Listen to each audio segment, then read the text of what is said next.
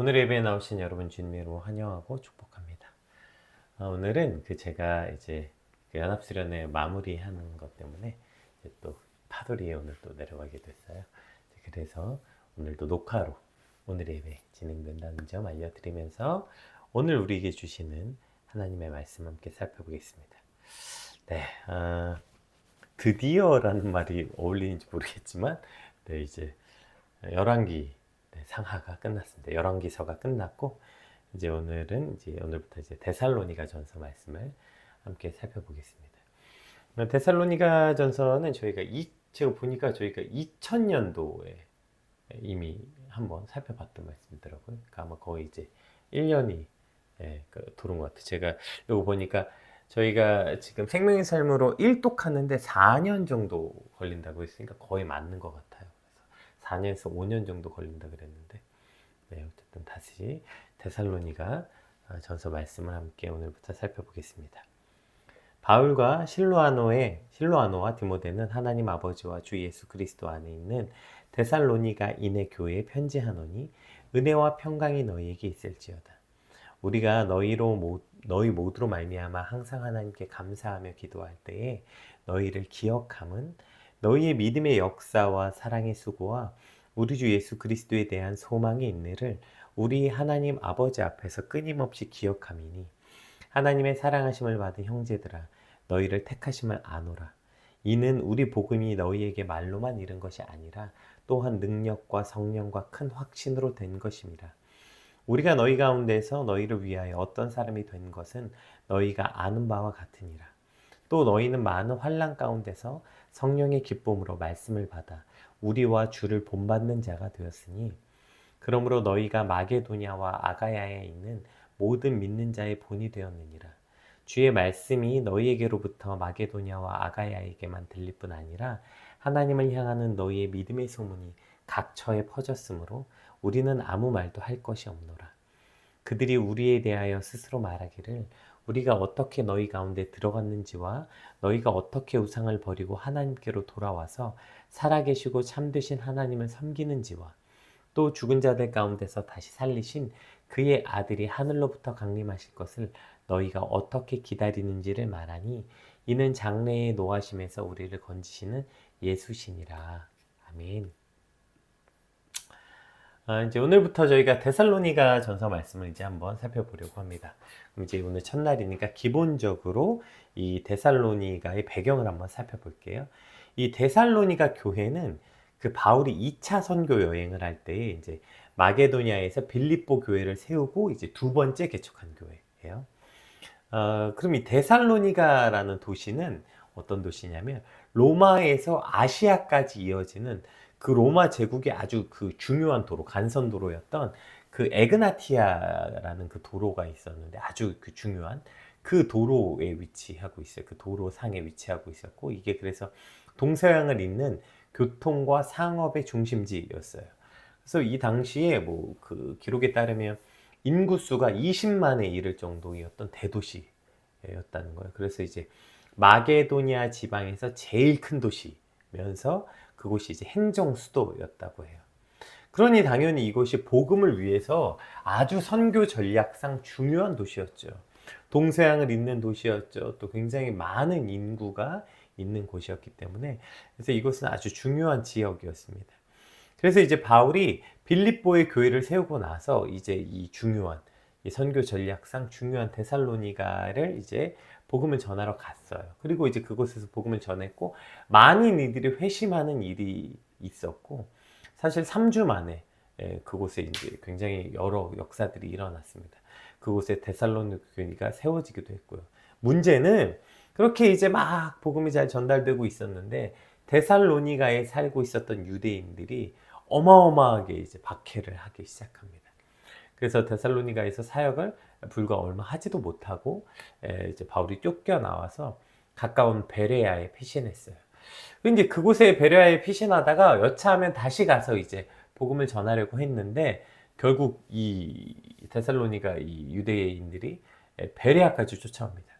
이제 어쩔 수 없이 그래서 바울이 다시 이제 아덴까지 도망을 가요.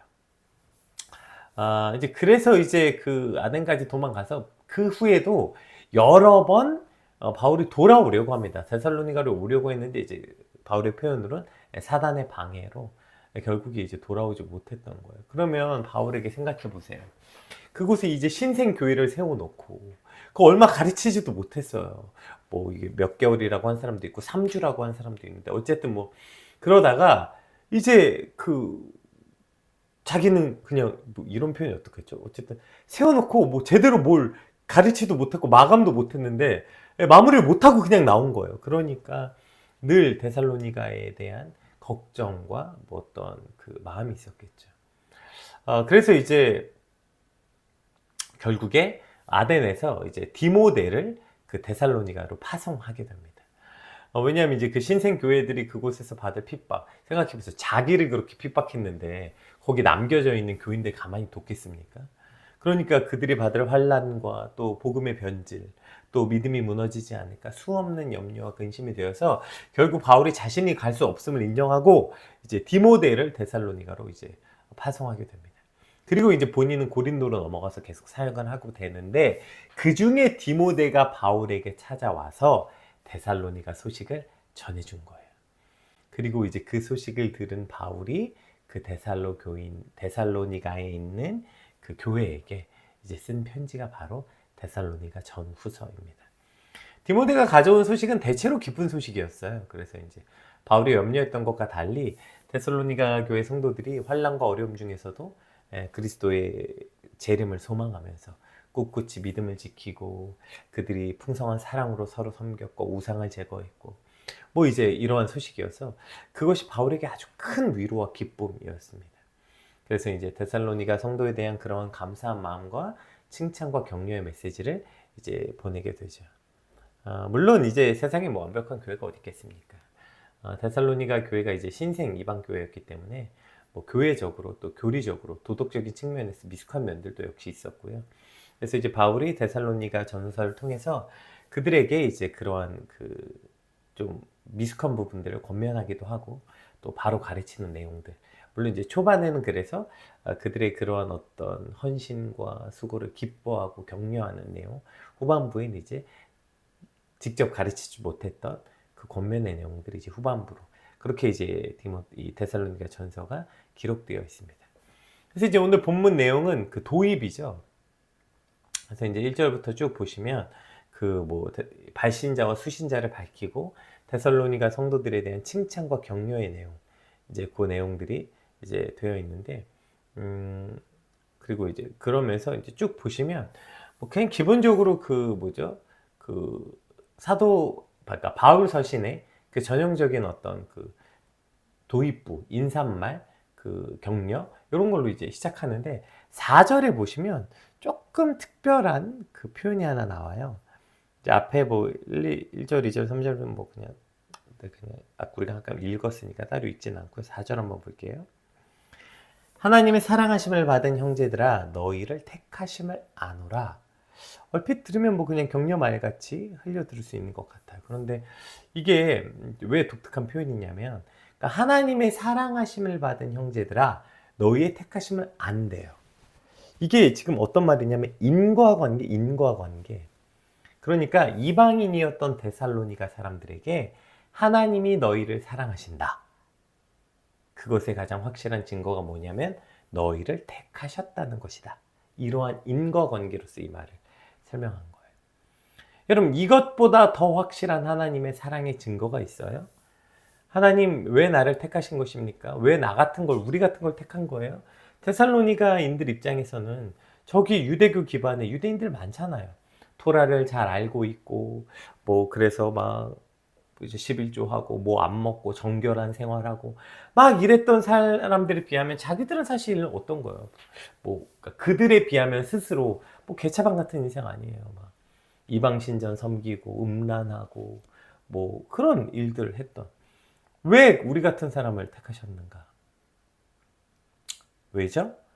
그것이 바로 하나님이 당신을 사랑하셨기 때문이라는 거. 오로지 딱 한 가지 이유예요. 하나님이 데살로 교인들에게 이 편지, 그러니까 하나님이 데살로 교인들을 이 편지를 받는 당신들을 사랑하셔서 당신을 택하셨다. 이게 지금 그 데살로니가 교회를 향한 그 바울의 선언인 것이죠. 여러분, 그리고 이것은 2000년이 지난 지금 우리에게도 같은 말씀으로 주어진 거죠. 우리가 가끔 이런 기도 혹시 해본 적 있으세요? 하나님 정말 살아계십니까? 하나님 정말 날 사랑하십니까? 정말 하나님 살아계시고 날 사랑한다면 확실한 증거를 주세요. 확실한 어떤 마음을 주세요. 확신을 주세요. 제게도. 뭐 이런 거. 예. 여러분, 이때 가장 확실한 증거가 뭐냐면 지금 네가 그렇게 기도하고 있는 것보다 더 확실한 증거가 어디 있냐는 거예요. 진노의 자녀, 심판받아 마땅한 너희가 지금 나를 아버지라고 부르고 내게 증거를 달라고 이렇게 당당히 요구할 수 있는 이 관계. 여러분, 이게 택하심이잖아요. 이것보다 더 확실한 증거가 어디 있어요. 네가 무슨 마치 지금 자격이라도 있는 양 하나님 앞에서 이렇게 말할 수 있는 유일한 이유가 하나님이 우리를 사랑하신 것 외에는 아무것도 없어요. 여러분, 하나님은 왜 우리를 자녀 삼으셔야 됩니까? 나 같은 인간을, 평균 이하의 인간, 못돼 처먹은 인간, 정말 입에 담을 수도 없는 죄인인 왜 나 같은 걸 하나님 자녀로 삼아주셨습니까? 여러분, 세상에 나보다 착한 사람 얼마나 많습니까? 나보다 좋은 사람 얼마나 많아요? 나보다 뭐 능력 있는 사람 얼마나 많아요? 근데 왜 하필 하나님 나 같은 걸, 왜 나 같은 걸 택하셨습니까? 이유는 딱 하나라니까요. 하나님이 나를 사랑하셔서. 여러분, 이것보다 더 확실한 하나님의 사랑에 대한 증거가 어디 있어요? 로마서 8장 봅시다. 로마서 5장 봅시다. 우리가 아직 죄인 되었을 때에 그리스도께서 우리를 위하여 죽으심으로 하나님께서 우리에 대한 자기 사랑을 확증하셨느니라. 너희가 자격 있는 거 아니고 너희가 아직 죄인 되고 너희가 원수 되었을 때, 너희가 하나님과 아직 죄인 되었을 때에 그때 하나님이 예수 그리스도를 보내심으로 그 스스로 인간의 몸으로 오심으로 너를 향한 나의 사랑을 확증했다는 거예요. 내가 지금 하나님 앞에 있는 것, 그 하나님을 아버지라고 부를 수 있는 것, 우리가 예배의 자리에 있고 말씀의 자리에 있는 것, 이것보다 더 확실한 하나님의 사랑에 대한 증거는 없어요. 무슨 증거를 달라는 거예요? 뭘 보여달라는 거예요? 내가 지금 하나님 앞에 아버지라고 부를 수 있고 투정 부를 수 있고 뭐 아버지 어쩌고 저쩌고 요구할 수 있는 모든 확실한 증거가 딱 하나예요. 우리가 어떻게 이럴 수 있어요? 하나님이 나를 사랑하셔서 그럴 수 있다니까요. 그거 아니었다면 감히 우리가 뭐 하나님을 아버지라고 부를 수는 있습니까? 하나님 우리를 거들떠나 봐야 될 이유가 있습니까? 없어요. 뭐 하나님이 뭐 우리에게 요구하시는 게 있어요? 바라는 게 있어서요? 하나님 그냥 우리를 사랑하시는 것 외에는 이유가 없다고요. 따라서 이 확실한 증거가 우리 안에 이미 차고 넘치는데 무슨 자꾸 증거를 보여달라는 거예요. 여러분, 이 가장 확실한 증거를 가지고 하나님 앞에 나아가는 걸 주저하지 않게 되길 소망합니다. 이 확실한 증거에 날마다 감격하고 우리가 할 일은 감사와 찬양을 돌리는 것. 그렇게 이 감격과 감사, 하나님, 나 같은 게 뭐라고? 하나님, 내가 어떻게 하나님의 자녀가 되었습니까? 본질상 진노의 자녀, 저주의 자녀, 죽어 마땅한 내가 하나님을 아버지라 부를 수 있고 이렇게 기도할 수 있고 예배할 수 있고 찬양할 수 있는 것. 하나님이 날 사랑해 주셨기 때문입니다. 이 은혜의 날마다 감사하고 감격하며 살아가는 저와 여러분 되시길 주님을 축복합니다. 오늘 본문에 이제 보시면 사도 바울이 약간 그 뉘앙스가 약간 상기되어 있는 걸 좀 볼 수 있어요. 그 뭐랄까요? 지금 약간 상기되어 있고 들떠 있어요. 그 이유가 뭐예요? 아까 서두에 설명했던 것처럼 사도 바울이 데살로니가 교회만 생각하면 늘 염려가 많았는데 너무나도 기쁜 소식이 들렸기 때문에 기쁜 소식. 그러면 사도 바울에게 이렇게 사도 바울을 기쁘게 상기시킬 만큼의 기쁜 소식이 뭐였냐? 3절 말씀 한번 볼까요? 이 3절을 공동 번역으로 한번 볼게요. 공동 번역으로. 여러분의 믿음의 활동과 사랑의 수고와 우리 주 예수 그리스도에 대한 꾸준한 희망을 하느님 우리 아버지 앞에서 끊임없이 기억하고 있습니다. 네. 지금 바울의 기쁜 소식이 뭐였냐면 여러분의 믿음의 활동과 사랑의 수고, 꾸준히 하나님께 소망을 둔 것, 그것이 사도 바울의 기쁜 소식이었다고 말하고 있고 6절도 한번 볼게요. 또 너희는 많은 환난 가운데서 성령의 기쁨으로 말씀을 받아 우리와 주를 본받는 자가 되었으니. 지금 사도 바울이 들은 기쁜 소식이 뭔지 아시겠어요? 그냥 야, 그 걱정 많이 했지? 야, 근데 데살로니가 교회 생각보다 지금 되게 잘 살고 있대. 데살로니가 교회 지금 되게 부흥했대. 거기 뭐 지금 난리 났대. 대박 났대. 이런 소식이 아니었어요. 지금 사도 바울이 들은 기쁜 소식은 오랜만에 연락한 친구에게 좋은 일이 생겼거나 평안하게 잘 지낸다는 정도의 소식이 아니에요.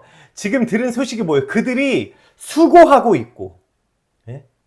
지금 믿음의 수고와 지금 그런 걸 하고 있고, 환난을 당하고 있지만 그 안에서 성령의 기쁨과 말씀이 그들에게 있더라. 말씀을 받아 그가 주를 본받는 자가 되었더라. 이것이 지금 사도 바울을 이렇게 상기시킬 만큼 기쁘게 하고 있다는 거예요. 사도 바울이 기쁜 소식을 얻은 건 데살로니가가 환난 중이에요. 지금 고통받고 있고 그래 수고하고 있어요. 그들이 모두 믿음의 수고와 이거 견디고 있어요. 근데 너무 기뻐. 왜일까요? 사도 바울은 이게 진짜 기쁜 소식인 걸 누구보다 잘 알아요. 왜요? 그게 진짜 믿음의 길인 걸 너무 잘 아는 사람이죠. 왜냐면 자기가 그 길을 걷고 있거든요. 그가 40대에 하나 감암매를 수없이 맞고 돌에 맞아 죽을 뻔하고 그 수많은 환난을 겪으면서도 나의 달려갈 길과 내게 받은 사명을 다 이루기에 나는 내 생명을 조금 더 귀한 것으로 여기지 않는다. 왜요? 기쁘니까요. 사도 바울은 그것이 진짜 믿음의 길인 걸 누구보다 잘 알고 있었는데 테살로니가인들이 그 길에 들어섰다는 거예요. 야, 너희가 제대로 믿음 생활하고 있구나. 너희가 이 길에 섰구나. 세상은 이해할 수도 없고 알 수도 없는 그 기쁨과 평안을 너희도 알게 됐구나. 너희 드디어 알게 됐구나. 이게 바울이 너무 기쁜 거예요. 인생은 폭풍 같고 사건 사고가 계속 생기고 환난이 닥치지만 그 안에서 버티고 견디면서 받게 되는 놀라운 기쁨. 세상은 절대로 알지 못하는 그 견디는 자만 알 수 있는 그 놀라운 기쁨. 이것을 데살로니가 성도들이 경험하고 있다는 것이 바울을 이렇게 들뜨고 지금 막 이렇게 상기시킬 만큼 기쁜 소식이었다는 거예요. 여러분, 오늘 우리 가정이, 우리 교회가 우리가 들어야 되는 기쁜 소식도 여러분 이런 거 아닙니까? 어느 집사님이 기도하고 땅을 샀더니 글쎄 땅값이 10배가 됐대. 어느 집사님이 새벽 예배 그렇게 열심히 하시더니 이번에 집을 샀는데 집값이 2배가 됐대. 어느 집사님이 그 금식 기도하고 했는데 드디어 그 아들이 대기업에 취직했대. 여러분, 이것도 물론 기쁜 소식일 수 있죠. 근데 우리가 함께 눈물을 흘리며 감사가 막 입에 넘치며 우리가 모두 이렇게 즐거워한다 막 모두 들떠서 기뻐하는 소식은요, 이런 소식이 아니에요. 오히려 이런 소식이죠. 암에 걸리셔서 병투병 하시느라 고생하시는 그 집사님이 날마다 하나님 주시는 기쁨으로 살고 계신데, 그래서 거기서 옆에 계신 그 환자들에게, 간호사들에게 그냥 복음을 전하면서, 근데 그 복음 전하면서 그 병동에서 그냥 막 스타시래. 모두 그 집사님 때문에 즐거워한데, 사업에 실패하신 그 장로님이 그 실패 때문에 그 믿음이 얼마나 깊어졌는지 그 절망 중에 있는 수많은 사람들을 위로하고, 그 장로님이 가서 기도해 주시고 위로만 해 주시면 그 절망 가운데 있는 사람들이 소망을 얻게 된대. 이 소식이야말로 교회 전체를 기쁘게 하고 소망이 차고 넘치게 하는 소식이라는 거예요. 여러분, 7절에 뭐라고 말합니까? 그러므로 너희가 마게도냐와 아가야에 있는 모든 믿는 자의 본이 되었느니라. 아멘. 마게도냐와 아가야에도 환난 중에 고통 가운데 있는 성도들이 있거든요. 그들에게 본이 된 거예요. 너희가 그 핍박과 환난 속에서 믿음을 포기하지 않고 그걸 잘 견디고 그 속에서 그리스도를, 예수 그리스도를 소망으로 10절 볼게요. 마지막 절 뭐라고 말합니까?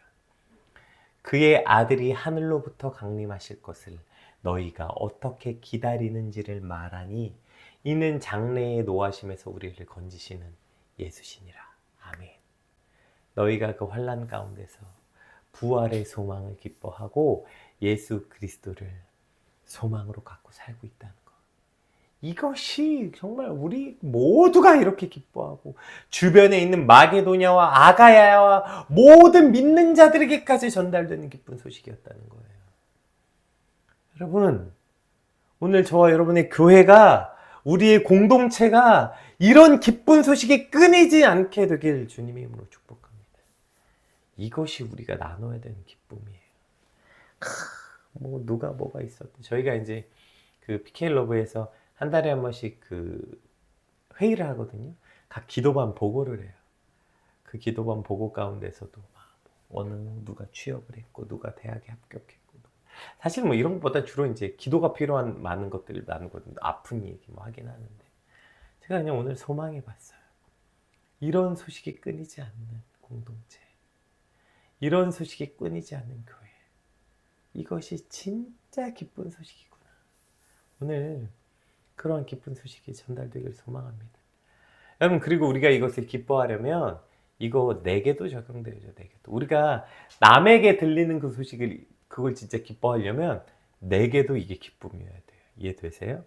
우리가 다른 사람에게 그 장로님이 암에 걸리셨는데도 힘이 넘치신데 그곳에서 복음을 전하시는데 대단하시지, 이걸 우리가 함께 기뻐하려면 내가 암에 걸렸을 때도 나도 그렇게 사는 걸 기쁨으로 여길 줄 알아야 그걸 기뻐할 수 있는 거예요.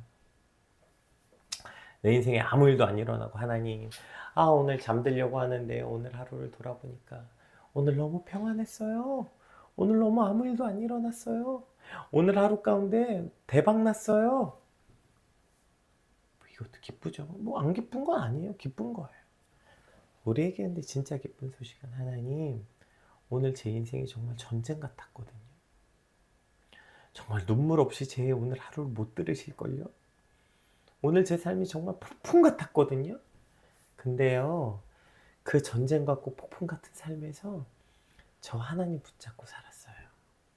저 하나님 주신 소망으로 살았어요. 하나님, 그래서 너무 감사합니다. 이것이 내 삶의 너무 큰 기쁨입니다.